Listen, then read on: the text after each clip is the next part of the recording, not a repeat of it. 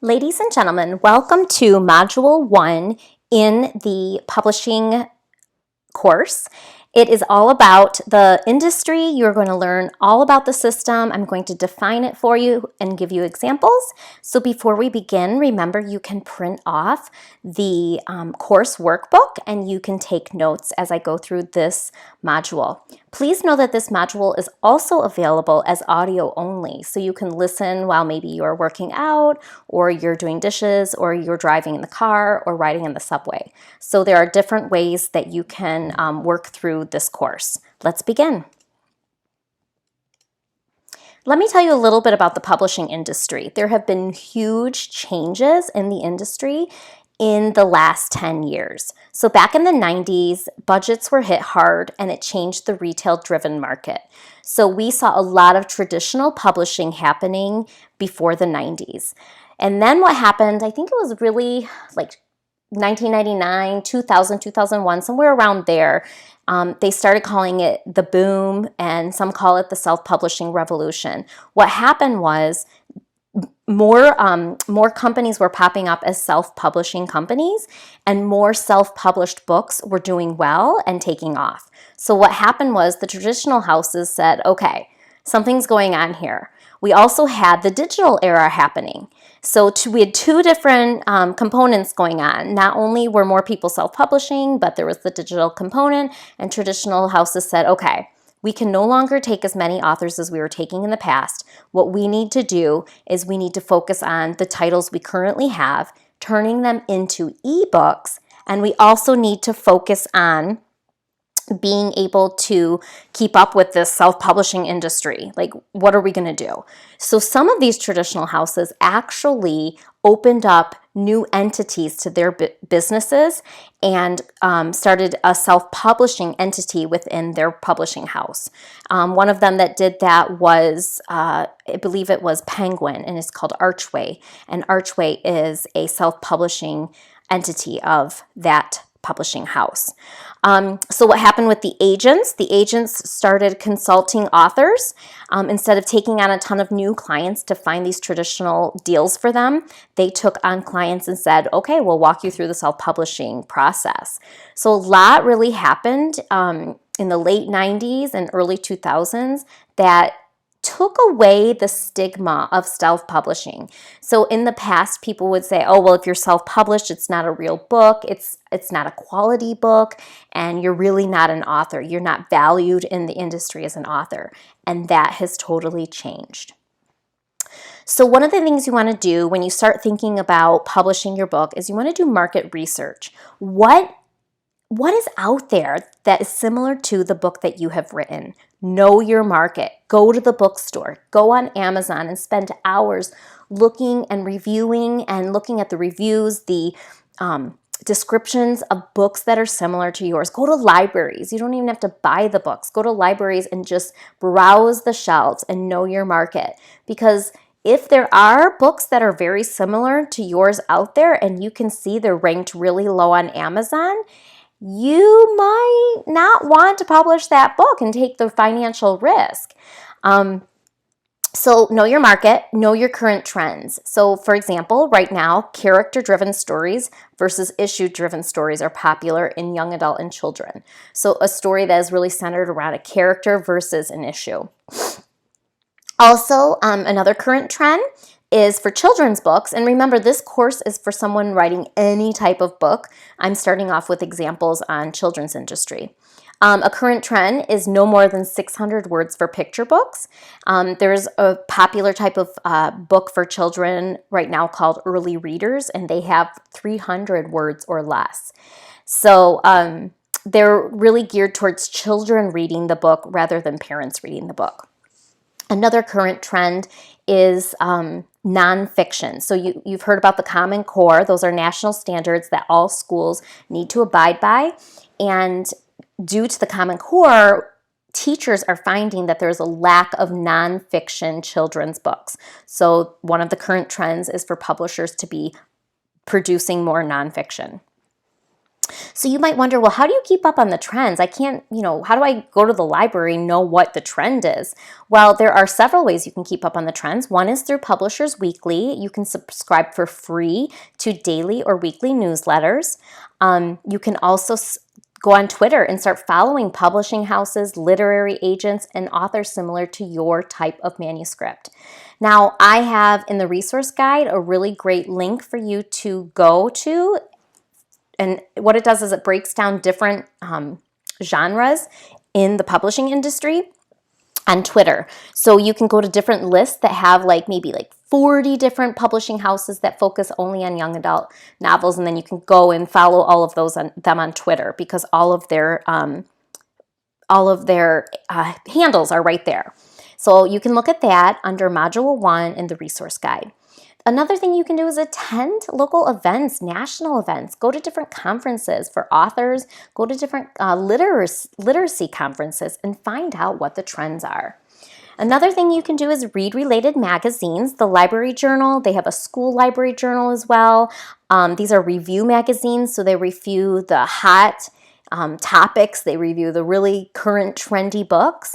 And there's another magazine that I highly recommend for anyone taking this course. It has really transformed the education that I have received in this industry, and it's called IBPA, Independent Book Publishers Association. Some other current trends in children's books. I told you a little bit about the nonfiction, and I told you about the easy readers, how they're popular right now.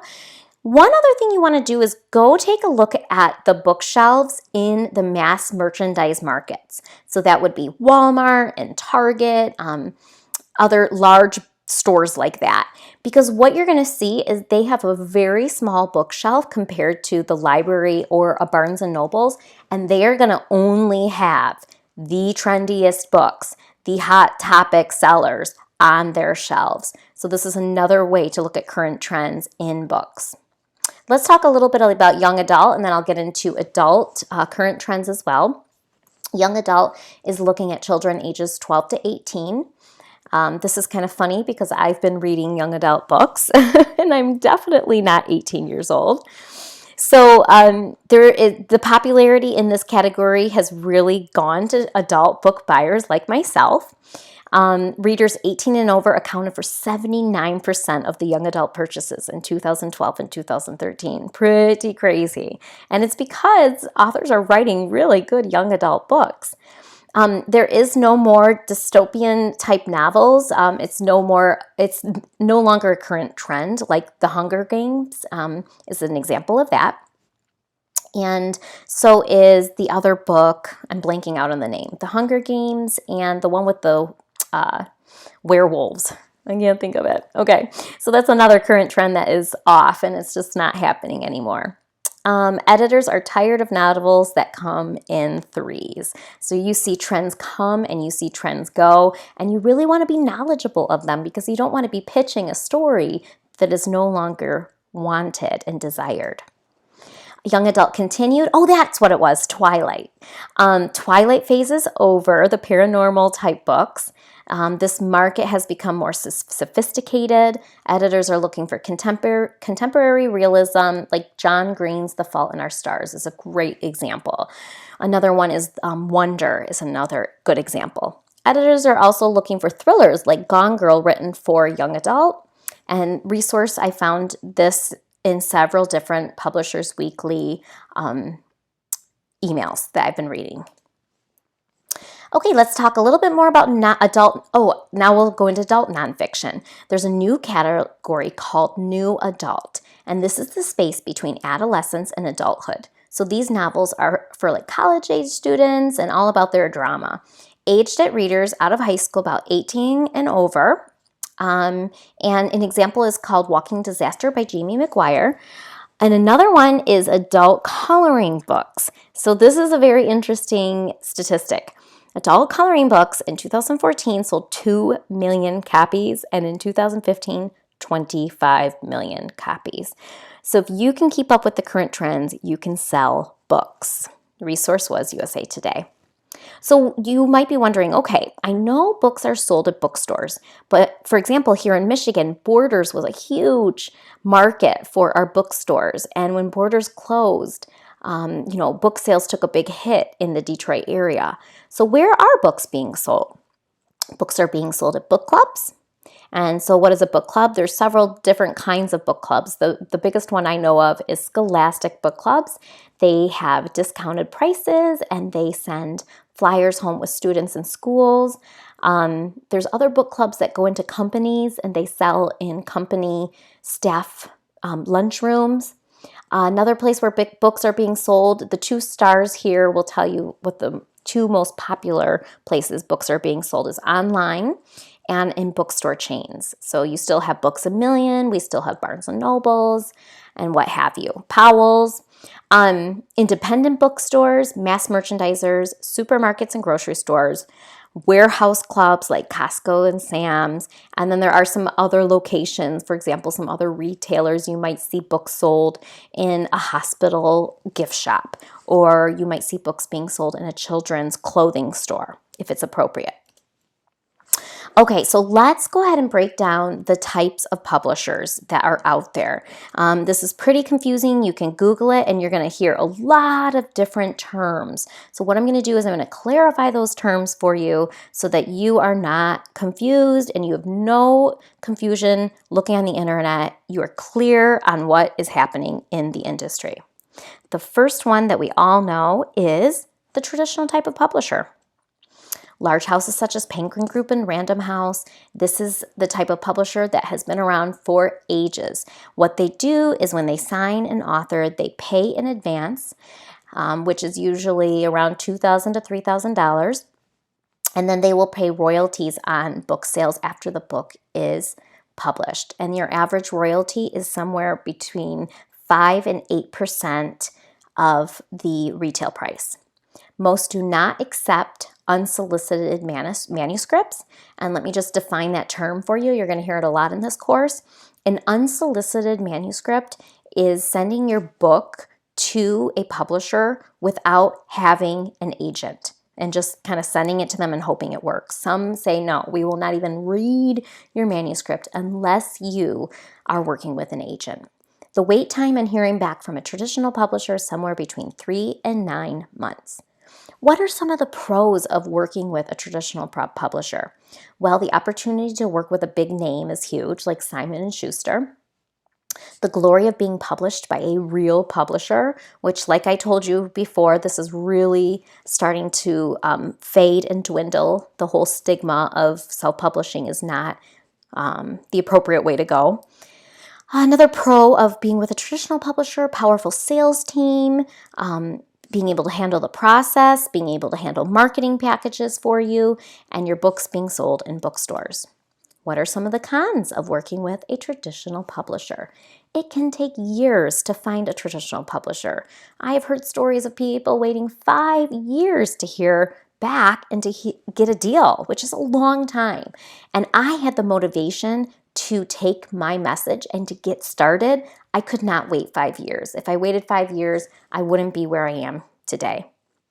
It may be hard to get a human on the phone to discuss your project. Most of these projects are by email and leave authors in the dark. It's a much slower total process. The average time from signing your contract to the release of the book can be anywhere from 12 to 24 months. It's a very long time. So what if this is really the way you want to go? What would be some of the next steps you could take if this is the publishing path that you think is right for you? And you might need to rewind this after you hear all of the different types of publishers and say, oh, I think, traditional was the way I want to go. Come back to this place because this will tell you what are your next steps. You can look into joining a local critique group, and they also have online critique groups as well. Read books on how to write for your genre and make sure that you are on target. Go to writing conferences in your area. This is a must. Hire a professional editor. Do not tell me that your Aunt Sally is an editor and she's going to look at your book for you. You must have a professional editor who focuses on that type of genre. So I would not go to just any editor. I work with someone specific to children's books. And last but not least, start listing traditional publishers to pitch. So I will give you resources in the resource guide under Module 1. And you want to go ahead and look online. You can purchase a book, but start finding publishers that will that you can pitch. Now, you won't open up a book or go to a website and just say, okay, I'm going to send this manuscript out to 200 publishers and hope for the best. You have to read through their guidelines because they don't have the same guidelines. You need to read through what types of books they're looking for. Some of them might even have submissions on hold. So they might have already accepted 200 submissions by May, and they might say, that's it. We're not going to accept any more. We only take on 25 new authors a year, and we already have what we need. So you really have to read through their websites. You really have to do the research before pitching. Next, let's talk about another one of those. Let's say publishing is a large watermelon and all of the seeds now we're talking about. So the first seed was traditional publishing, and now another seed of the watermelon is self-publishing. Pros of self-publishing. Self-publishing is when you actually pay a fee to publish your book. And I have a picture here of my book, which was self-published, Spaghetti and a Hot Dog Bun. Okay, so a pro is communication is better when you're self-publishing because you have a smaller team. You're not working under a huge umbrella of a company like Scholastic or Simon & Schuster. The publishing process is much faster. It could take maybe 7 to 9 months is the average time. There's different levels of sales, PR, and marketing packages offered. And because the contracts are a little bit more flexible, you don't have to take on sales and PR with self-publishing. You could just do it on your own. So this is if you're working with a company, a self-publishing company that you are paying to publish your book. Also, another pro is that you get your story out there in the world, and that was my situation. I just had the story Spaghetti and a Hot Dog Bun, and I really wanted to get it out there. Oh, look, my other book is on here too, The Juice Box Bully, written with Bob Sorensen. So here are some of the pros.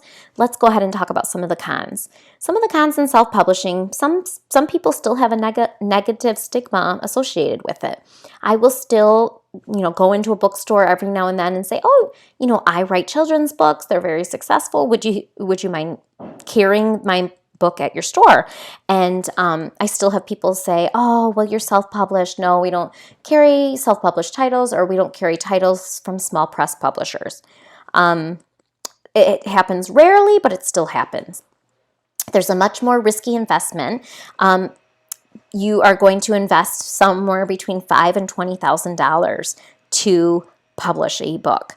You're going to pay royalties to your publisher sometimes. Sometimes it's called handling fees. So there might be additional fees after you actually have the book in your hands. You might have additional fees in your contract that you have to pay them. You may have to keep the books at your house, which is very tricky. Smaller budgets can equal a lower quality of work. So because maybe, look at the numbers above, maybe you only have $5,000 to put into this project, well, you're not going to be able to hire I don't want to say for sure, but you may not be able to hire as much of a quality illustrator with a budget of $5,000 total. The odds are against you. A few years ago, the odds of selling a self-published book were 150 titles. So someone who self-published sold on average 150 titles. Now, I really don't believe that anymore because I have sold over 250,000 books and I am a self-published author. So they say the odds are against you, but I really believe that it's depending on who you are as a person and how much you're willing to hustle. And most likely, you will not be in retail distribution. So what does that mean? That means your books may not be in the bookstores. So you'll have to look at the fine print because some of the companies do have the ability to get your book into the bookstore.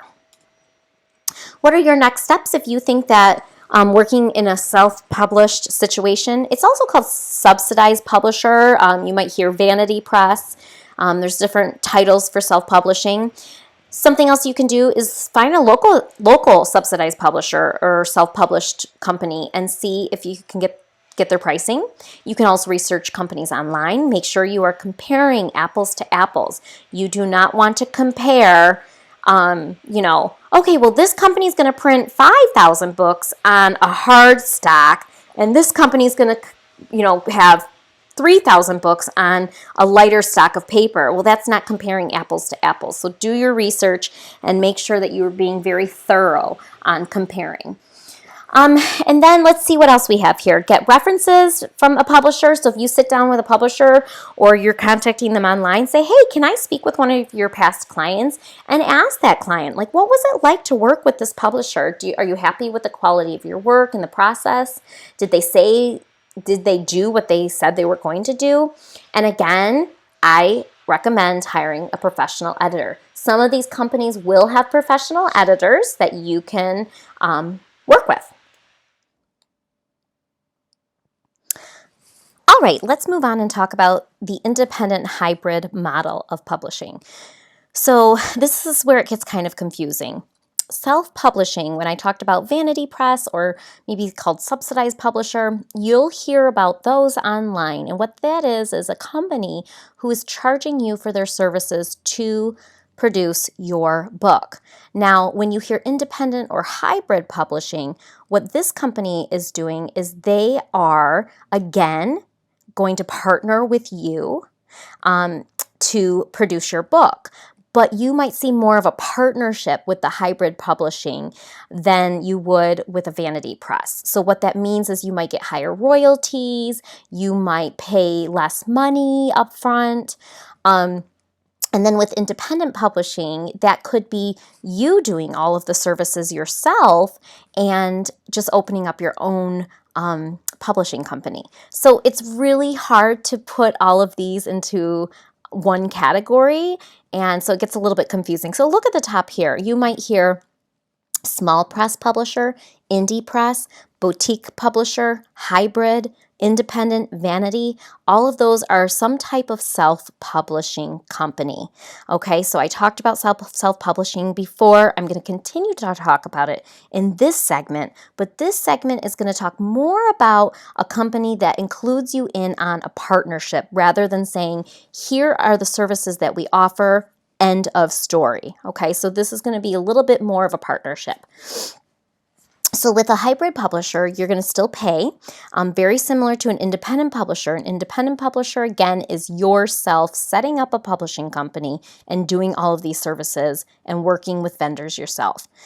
They're charging a fee to publish books other than you doing it with your own company. So my company, Cardinal Rule Press, is a hybrid publisher. So what I'm doing is I'm charging you a production fee and I'm walking you through the process of publishing a book, but you still get creative control on your book. You still are a very big part of choosing your illustrator, and you are also paying a fee, and you're also paying a handling fee for me to continue to reprint the books. You do own the rights to your book in independent hybrid publishing. You have some control over the project from manuscript, editing, illustrations, the design layout, the printing, the storage, where are the books going to be stored, how will they be distributed, what's the publicity going to look like, marketing and reprinting. So I actually have two components to my company. One component is you can sign with me under my imprint Cardinal Rule Press, and I will distribute your book through my distributor. So it will be in retailers, maybe in mass merchandisers if they choose your title. And then another part of my company is I say, yes, I will charge you a production fee. I will help you to publish the book, but it's going to be published in your own publishing company name. But I'm going to help you walk through all of the steps because you don't know about the industry. And why would somebody choose that? Well, they might choose that because they have a storefront and maybe they want to sell the book in their storefront, or maybe they have a really big brand and they just want to sell the book at conferences that they speak at, or maybe they want to sell the book on their website. So they don't necessarily want to be in retailers, but they want to have a book to sell. The average time when you're doing it on your own is very similar. I think I said 7 to 9 months when you're self-publishing. You might be able to cut down another month if you're doing it on your own, 6 to 9 months. What are some of the cons in hybrid publishing? Well, it's a risky investment. You're putting forth all of this money and you're just really hoping for the best. It's a big investment, just like self-publishing. The cost is similar to a subsidized publisher, the last category we talked about, but now you're going to need the time to dedicate to the project. So if you are an independent publisher, you've opened up your own company, you're going to need time to dedicate to the project. If this is a publishing path that sounds very exciting to you, here are some of the next steps. You, again, find a company, get their pricing, and say, gosh, can I do this on my own? Then start looking up hybrid publishers if you want to go that next step and get some support. And if you say, you know what, I want to do this on my own, then you're going to open up your own LLC or some type of a corporation, and you're going to be your own publisher, independent publisher. So you see how it's hard to kind of put them into all their own separate categories, because since we've had the self-publishing revolution in the late 90s, early 2000s, there's just so many different buzzwords out there. Let's just put it this way. When you hear one of those buzzwords, they're technically some form of self-publishing, which means you're going to put some type of investment into your project, which means you're going to have to work to get back that investment on your project. You're going to have to somehow market or publicize your book. Another thing you can do, research online companies, compare apples to apples, find a publisher and research the quality of their books, get references, and hire a professional editor. Same thing as the last category. The next one is called print on demand, and this is also a type of self-publishing. The pros of print on demand, it allows you to prepare and print your book online. So Amazon opened a company called CreateSpace, and I do recommend clients to go to CreateSpace because I've heard clients have very positive experiences with CreateSpace. So what a print on demand is you create a book and you have the PDF or you have some type of a file and you just want 100 copies because this is a memoir and you want to pass it out at your family reunion. Well, in that case, you're not going to be opening up your own publishing company. You're not going to be working with these, large printers that print tens of thousands of copies at a time. You just need 100, 200, up to 500 copies. So this is really great for smaller quantities. Maybe if you have a unique project that you're working on the book that you want to publish. It's not a big financial risk. It's much less than what I talked about before because you're going to have less inventory. Most companies hire out all the services for you. So again, you can just go with your manuscript to CreateSpace. They're going to work with you to find an illustrator, an editor, graphic designer. Now, you can also do those entities, work with those vendors on your own, and then take your completed project to CreateSpace. It'll be less money because you've spent the money on the illustrator, editor, graphic designer somewhere else. That's my recommendation because I haven't seen the quality in CreateSpace when they've hired their illustrators and graphic designers. I haven't seen the same amount of quality as if someone were doing it on their own. So it just make sure when you're going into it that you have someone giving you professional advice on what they think about the quality of the product. What are cons of POD, print on demand publishing? Like I just said, the quality is not always top notch. You will have to promote to sell your book. Okay, so it might have a package where your book is sold on Amazon, which is great, but people aren't going to know that your book is on Amazon unless you have a lot of unique words, keywords set up with the book, and that you're actually talking about the book and you're promoting it somewhere elsewhere and pushing people to your book on Amazon. Another one is your price per title is going to be more when you print smaller quantities. So when I print my book, I usually start with like 5,000 copies. So maybe I'm paying $1.10 per copy. If you're going to print only 500 copies, you're going to pay much more per copy. And that's just the way that the industry works. And you're going to have to house your own books unless you are paying a housing fee to Amazon to keep your books in their warehouse. What are some of the next steps? Decide on how many copies you truly want. Like what what do you want to do with this book? And then you will be able to answer these questions and decide which publishing path is right for you. Research some of the online companies, find examples, and really research the quality of their books. Maybe even order their books on Amazon, or maybe contact those authors via email. Find out who wrote the book, find their author website, contact them, ask them for a copy of their book, ask them about their experience if they thought the quality was good. Get references and talk to people before you put your money into print on demand. The next type of publishing pathway is what I'm calling them, different pathways, and this is another seed in the watermelon, is going and producing an ebook. Now, let me just tell you, about 8 to 10 years ago, they thought ebooks were going to take over the world, and they haven't. They really haven't. We're still seeing numbers where print books are still succeeding and being successful much more than ebooks. Ebooks didn't take over like they thought they would. Okay, so what are some of the pros? Very little cost involved. It's a simple process. It's much more trendy because, people who are with technology, families who are using iPads in the home and tablets, that's a lot more trendy than people who are going to the library and getting a book. So it just depends on the market and your audience too. You really want to think about your audience, whether or not you are going to go the ebook route. There's a higher kickback. So one, you're paying less money to produce an ebook.